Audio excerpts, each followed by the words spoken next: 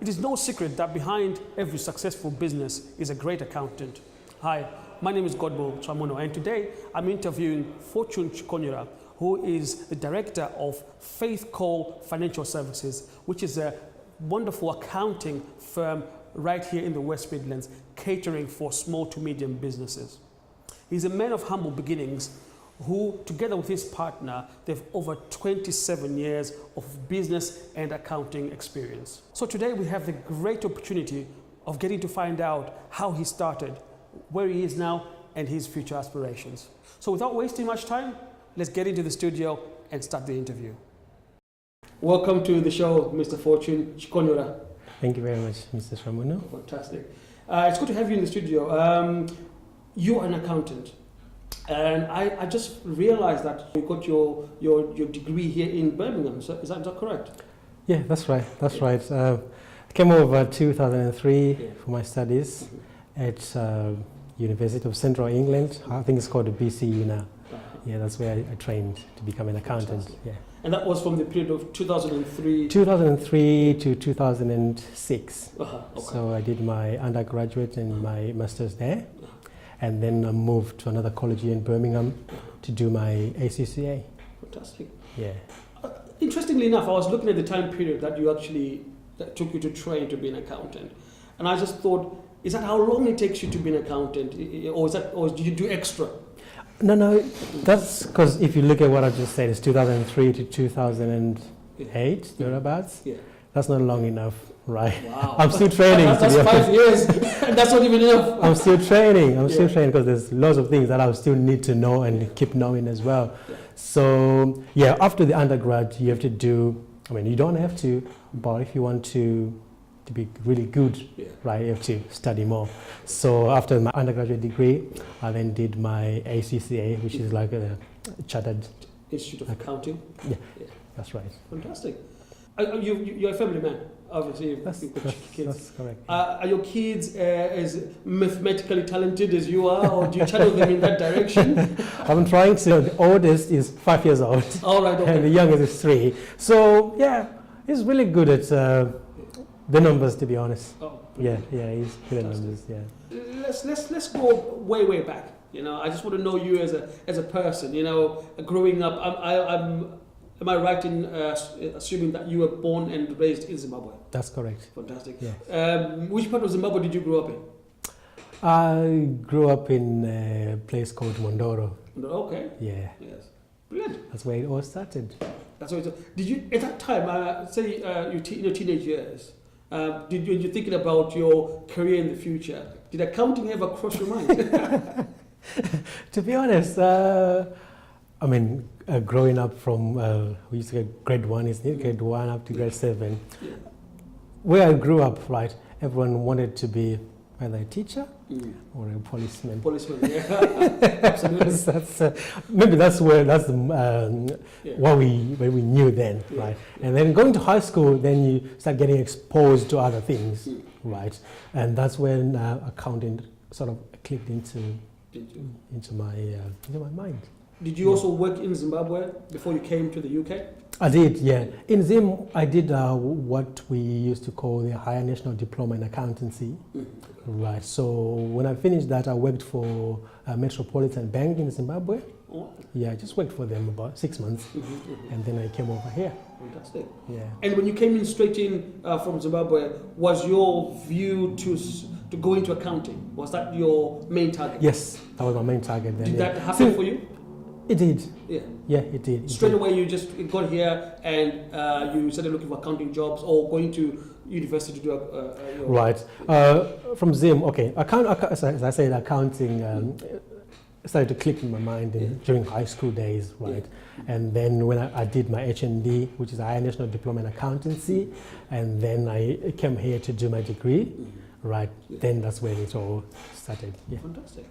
And whilst you were in the process of doing your degree, did you think that you would always work for yourself, or was your idea to go and work for some big, accounting firm like Price, Waterhouse Coopers or something like that? That was the dream. Yeah. Yes. Until I then realized that. Which one? The going to the bigger firm? The going into a bigger firm. Right. And work there. That was the dream. Until I then realized about. Actually, I read a book called Rich Dad Poor Dad. Right. I had what they call a paradigm shift. I changed my way of thinking after reading that book because it was a really, really powerful, good book. It gets you thinking. Yeah.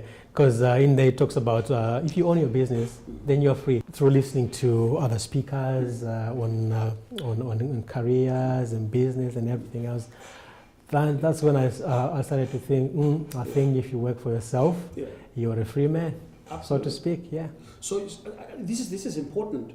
First of all, you read books that inspired you, and I mean this is one for the viewers. I'm going to buy this book. Poor Dad. Oh, Rich Dad, Poor Dad. Rich Dad, Poor Dad. Yeah. Because this is the second time now that I've actually had people having read this book. So that's the first thing, read and get inspired. That's right. The second part is then that once you got inspired, you did something about it. That's correct. You got out there and you decided, I'm gonna do this for myself, I'm gonna start, and you got going. That's right. The purpose of owning a business, because I think many people associate business with money and profit. But one thing you talked about there is freedom. So was that one of your primary drives, having the freedom to be your own man, to own your own time, I guess?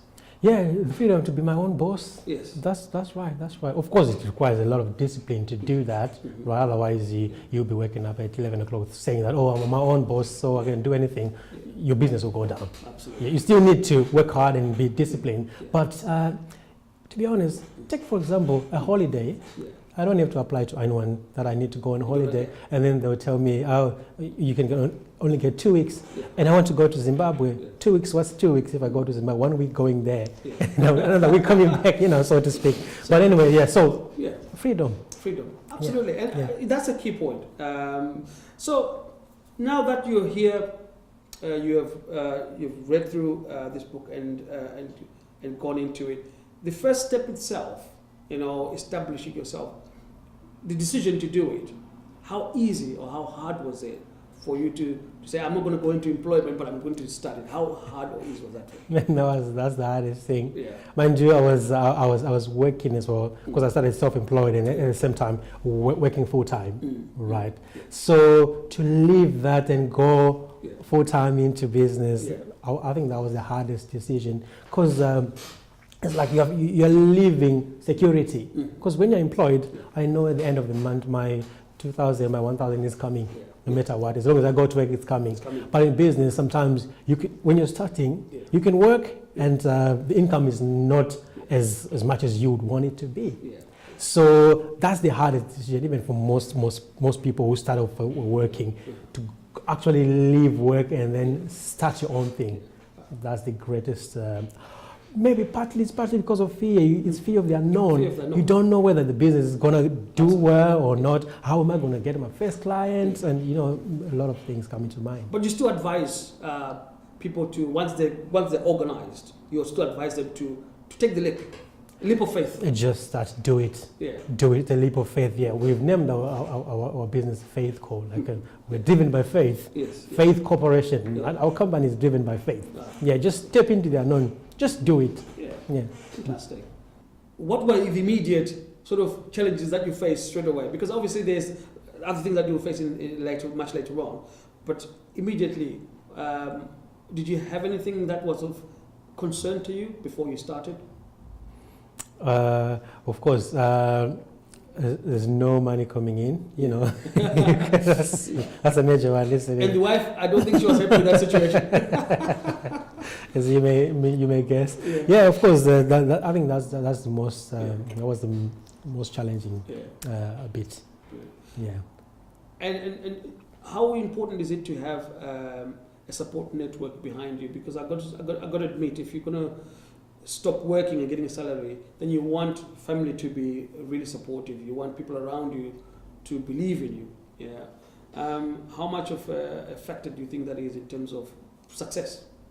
Man, you need people around you. You can't just do it on your own, to be honest. You need, be it your relatives or wife or children.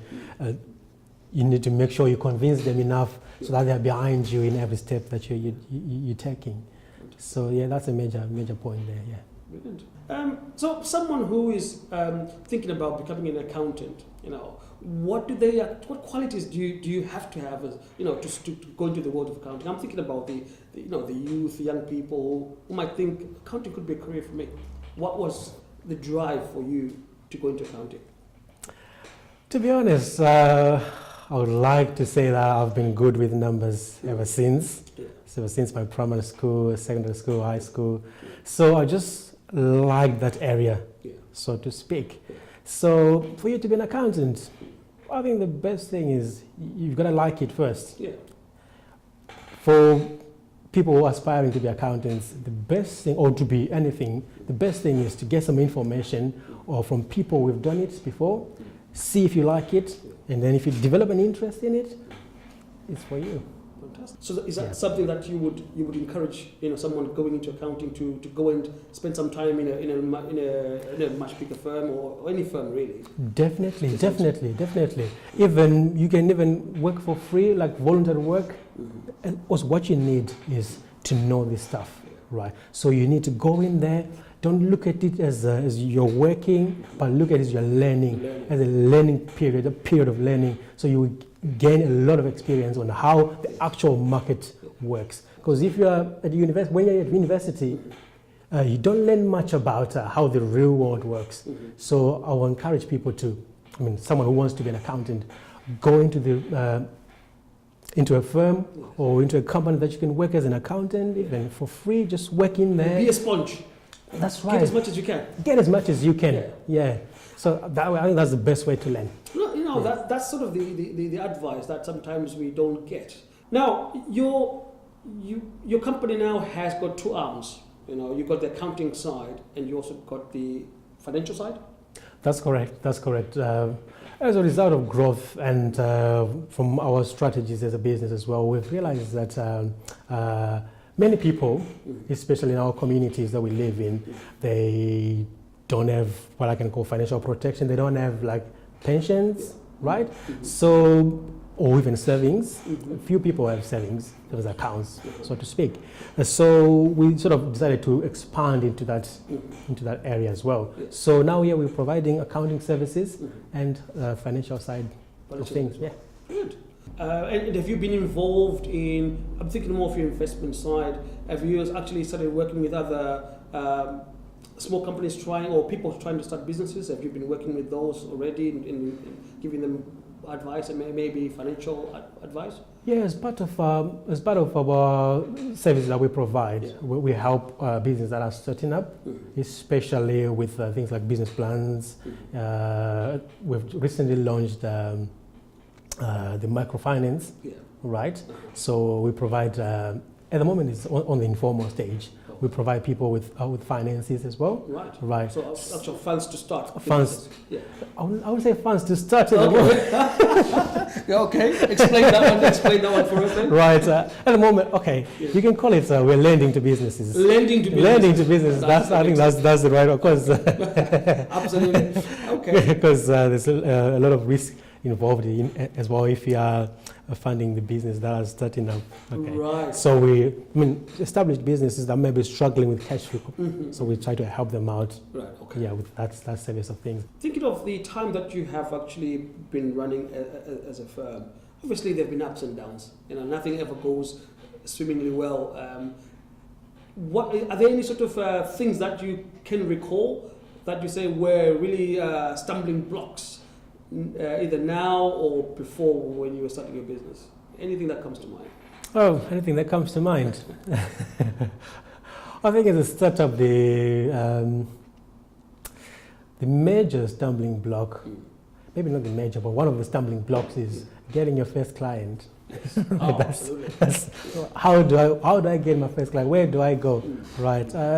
And how do I get people to know my business? Yeah. So we started off growing as just by word of mouth, right? In our church, there were people who had businesses, people who were self-employed. We started with those ones, right? started So with, studied at home, basically. exactly. Grew it out. And grew it out. Yeah, that's right. And then you find that if you do a good job, right, Yes. that person will recommend you or your service to the next person, and before you know it, Yeah. it's booming. Fantastic. So the major hurdle is to get the first client. To get the first client and get yeah, going. yeah. So looking at the future, do you see yourself getting as big as, say, PricewaterhouseCoopers? Is that how you envision your company, or do you prefer to work with small to medium-sized businesses? What's your take on that? Well, as far as that's concerned, yes, we started small, but we're dreaming big.